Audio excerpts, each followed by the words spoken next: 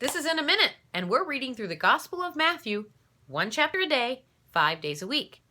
I'm Robin Heiskell, and this is episode 19, which means we're in Matthew chapter 19. The chapter begins with what would be Jesus' final trip to Jerusalem.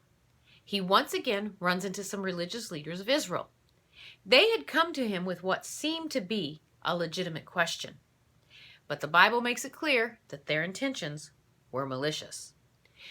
Their question had to do with grounds for divorce. These leaders did not agree with each other on the subject. Some said the only grounds for divorce was infidelity, while others argued a man could divorce for just about anything that displeased the husband. Instead of being drawn into their argument, Jesus quiets them by reciting God's original plan for marriage and reminds them divorce became an issue when people's hearts grew cold toward God.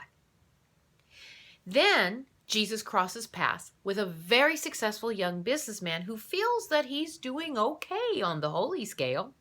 Well, that is until Jesus peels back the layers of his heart and exposes some greed and selfishness. The young man could not let go of his temporary earthly treasure, and he literally turns and walks away from the wealth of all heaven and eternity. Christ's comment about the rich man's difficulty entering in the kingdom was hard for many of the Jewish people to hear. There was a common belief at that time that prosperity meant that you were blessed and accepted by God.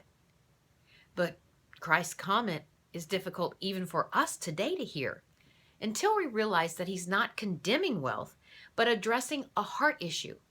It's better to have nothing than to love possessions more than God. Peter's question at the end of the chapter is logical, for he and the other 11 disciples had done exactly what Jesus commanded the rich man to do. But rather than chastise Peter, Christ lovingly assures him and the others that indeed every sacrifice made for the kingdom of God is well worth it and would be rewarded.